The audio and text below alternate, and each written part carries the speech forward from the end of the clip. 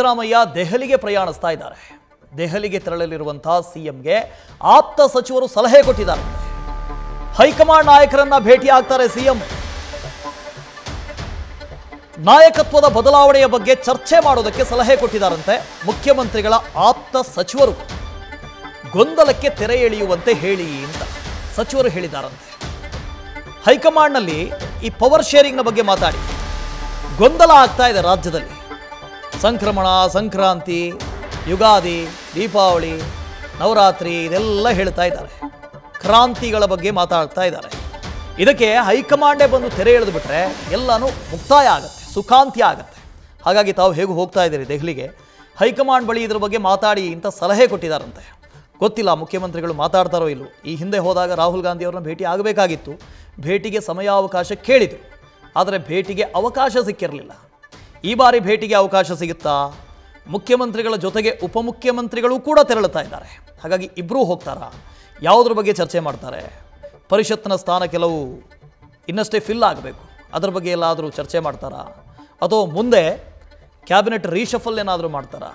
ಸಂಪುಟ ಪುನರ್ರಚನೆ, ಸಂಪುಟ ವಿಸ್ತರಣೆ ಈ ಥರದ ಮಾತುಕತೆ ಏನಾದರೂ ಆಗುತ್ತಾ? ಅಥವಾ ಈಗ ಚಾಲ್ತಿಯಲ್ಲಿರುವಂಥ ಅಧಿಕಾರ ಹಂಚಿಕೆ ಇದಕ್ಕೊಂದು ಫುಲ್ ಸ್ಟಾಪ್ ಇಡ್ತಾರಾ? ಕಾದು ನೋಡಬೇಕು. ದೆಹಲಿಗಂತೂ ಹೋಗ್ತಾ ಇದ್ದಾರೆ ಮುಖ್ಯಮಂತ್ರಿಗಳು. ಇತ್ತೀಚೆಗೆ ದೊಡ್ಡ ಚರ್ಚೆ ಆಯಿತು. ಅದರ ಮಧ್ಯೆ ಸುರ್ಜೇವಾಲಾ ಅವರು ಕೂಡ ಬಂದು ಹೋದರು, ಎಲ್ಲರನ್ನ ತಂಡ ಮಾಡಿ ಹೋಗಿದ್ದಾರೆ. ಇದರ ಮಧ್ಯೆ ಮತ್ತೆ ಅದರ ಬಗ್ಗೆ ಮಾತಾಡೋದು ಕಡಿಮೆ ಅಂತ ಅನಿಸುತ್ತೆ. ಹರೀಶ್ ಇದರ ಬಗ್ಗೆ ಡೀಟೇಲ್ಸನ್ನು ಕೊಡ್ತು ಹೋಗ್ತಾರೆ. ಹರೀಶ್, ಈ ಅಧಿಕಾರ ಹಂಚಿಕೆ ಬಗ್ಗೆ ಇತ್ತೀಚೆಗೆ ಸುರ್ಜೇವಾಲಾ ಅವರು ಕೂಡ ಬಂದಿದ್ದರು, ರಾಜ್ಯದ ನಾಯಕರ ಜೊತೆ ಮಾತಾಡಿದ್ರು, ಎಲ್ಲ ತಣಿಸಿ ಹೋಗಿದ್ದಾರೆ. ಈಗ ಮತ್ತೊಮ್ಮೆ ಹೋಗ್ತಾ ಇದ್ದಾರೆ ಸಿದ್ದರಾಮಯ್ಯನವರು ದೆಹಲಿಗೆ. ಇದೇ ವಿಚಾರದ ಬಗ್ಗೆ ಅಲ್ಲಿ ಪ್ರಸ್ತಾಪ ಮಾಡುವಂಥ ಸಾಧ್ಯತೆ ಇದೆಯಾ? ಬಹಳ ಮುಖ್ಯವಾಗಿರುವಂಥದ್ದು 15 ದಿನಗಳ ಅಂತರಗಳಲ್ಲೇ ಸಿಎಂ ಸಿದ್ದರಾಮಯ್ಯ ಮತ್ತು ಡಿಸಿಎಂ ಡಿ.ಕೆ. ಶಿವಕುಮಾರ್ ಅವರು ನಾಳೆ ದೆಹಲಿಗೆ ಪ್ರಯಾಣ ಬೆಳೆಸ್ತಿರುವಂಥದ್ದು ಸಾಕಷ್ಟು ಕುತೂಹಲಕ್ಕೆ ಎಡೆ ಮಾಡಿಕೊಟ್ಟಿದೆ. ಸೊ ಈ ಹಿಂದೆ ಕೂಡ ದೆಹಲಿಗೆ ಭೇಟಿ ಕೊಟ್ಟಂಥ ಸಂದರ್ಭದಲ್ಲಿ ರಾಹುಲ್ ಗಾಂಧಿ ಅವರ ಭೇಟಿ ಸಾಧ್ಯವಾಗದೆ ಬರಿಗೈಯಲ್ಲಿ ಕೂಡ ಇಬ್ಬರು ಕೂಡ ವಾಪಸ್ ಆಗಿದ್ರು. ಪ್ರತ್ಯೇಕವಾಗಿ ರಾಹುಲ್ ಗಾಂಧಿ ಅವರನ್ನ ಭೇಟಿಗಾಗಿ ಸಾಕಷ್ಟು ಪ್ರಯತ್ನ ಪಟ್ಟಿದ್ದಂಥ ಸಿದ್ದರಾಮಯ್ಯ ಮತ್ತು ಡಿ.ಕೆ. ಶಿವಕುಮಾರ್ ಅವರು ಅಂತಿಮವಾಗಿ ಕೂಡ ವಾಪಸ್ ಆಗಿದ್ರು. ಇದೀಗ ನಾಳೆ ಕೂಡ ದೆಹಲಿಗೆ ತೆರಳುತ್ತಿರುವಂಥ ಹಿನ್ನೆಲೆಯಲ್ಲಿ ಸಾಕಷ್ಟು ಕುತೂಹಲಕ್ಕೆ ಎಡೆ ಮಾಡಿಕೊಟ್ಟಿದೆ. ಸಿಎಂ ಸಿದ್ದರಾಮಯ್ಯ ಮತ್ತು ಡಿಸಿಎಂ ಡಿ.ಕೆ. ಶಿವಕುಮಾರ್ ಅವರು ಇಬ್ಬರು ಕೂಡ ರಾಹುಲ್ ಗಾಂಧಿ ಅವರನ್ನ ಭೇಟಿಯಾಗಿ ಚರ್ಚೆ ನಡೆಸ್ತಾರೆ ಪ್ರತ್ಯೇಕವಾಗಿ ಅನ್ನುವಂಥ ಕುತೂಹಲ ಕೂಡ ಮೂಡಿಸಿರುವಂಥದ್ದು.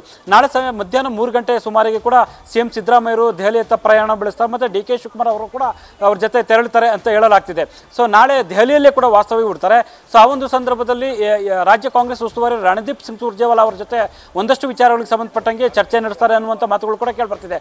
ಒಂದು ನಿಗಮ ಮಂಡಿಗಳ ಅಧ್ಯಕ್ಷರ ಸದಸ್ಯರ ನೇಮಕಕ್ಕೆ ಸಂಬಂಧಪಟ್ಟಂಗೆ, ಜೊತೆಗೆ ಖಾಲಿ ಇರ್ತಕ್ಕಂಥ ಪರಿಷತ್ ಸದಸ್ಯ ಸ್ಥಾನಗಳಿಗೆ ಅಂತಿಮಗೊಳಿಸ್ತಕ್ಕಂಥ ನಿಟ್ಟಿನಲ್ಲಿ ಕೂಡ ಒಂದಷ್ಟು ಮಹತ್ವದ ಚರ್ಚೆ ನಡೆಸ್ತವೆ ಅನ್ನುವಂಥದ್ದು ಕೂಡ ಈಗ ಮಾತುಗಳು ಕೇಳಿಬರ್ತಿದೆ.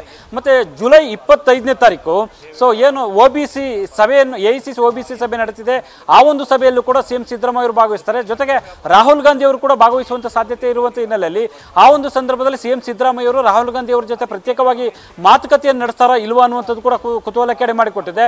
ಬಲ್ಲ ಮೂಲಗಳ ಪ್ರಕಾರ ಈ ಬಾರಿಯ ದೆಹಲಿ ಭೇಟಿ ವೇಳೆ ರಾಹುಲ್ ಗಾಂಧಿ ಅವರ ಜೊತೆ ಪ್ರತ್ಯೇಕವಾಗಿ ಭೇಟಿಯಾಗಿ ಚರ್ಚೆ ನಡೆಸುವಂತ ಸಾಧ್ಯತೆ ದಟ್ಟವಾಗಿದೆ ಅನ್ನುವಂಥ ಮಾತುಗಳು ಕೇಳಿ ಬರ್ತಿದ್ದಾವೆ.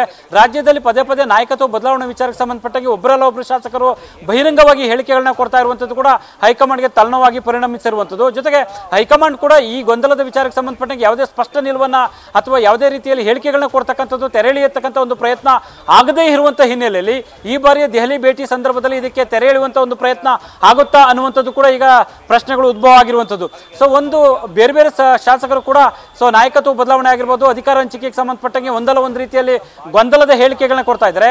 ಕಳೆದ ದೆಹಲಿ ಭೇಟಿ ಸಂದರ್ಭದಲ್ಲಿ ಸಿಎಂ ಸಿದ್ದರಾಮಯ್ಯ ಅವರು ಖುದ್ದು ನಾನೇ 5 ವರ್ಷಗಳ ಕಾಲ ರಾಜ್ಯದ ಮುಖ್ಯಮಂತ್ರಿ ಆಗಿರ್ತೇನೆ ಅನ್ನುವಂಥ ಸ್ಪಷ್ಟ ಹೇಳಿಕೆ ಕೊಡುವ ಮೂಲಕ ಸಂದೇಶವನ್ನ ರವಾನೆ ಮಾಡಿದ್ರು. ಆದ್ರೂ ಕೂಡ ನಾಯಕತ್ವದ ವಿಚಾರಕ್ಕೆ ಸಂಬಂಧಪಟ್ಟಂಗೆ ಒಬ್ಬರಲ್ಲ ಒಬ್ಬರು ಒಂದಲ್ಲ ಒಂದು ರೀತಿಯಲ್ಲಿ ಗೊಂದಲದ ಹೇಳಿಕೆಗಳನ್ನ ಕೊಡ್ತಾ ಇದ್ದಾರೆ. ಈ ಹಿನ್ನೆಲೆಯಲ್ಲಿ ಹೈಕಮಾಂಡ್ ನಾಯಕರು ಈ ಒಂದು ವಿಚಾರಕ್ಕೆ ಯಾವ ರೀತಿಯ ನಿಲುವನ್ನು ತೋರಿಸ್ತಾರೆ ಅನ್ನುವಂಥದ್ದು ಸಾಕಷ್ಟು ಕುತೂಹಲಕ್ಕೆ ಎಡೆ ಮಾಡಿಕೊಟ್ಟಿದೆ. Vasudev. Okay, thank you Harish. News first ನಿರ್ಭೀತಿಯಿಂದ ನಿಮ್ಮ ಪರವಾಗಿ.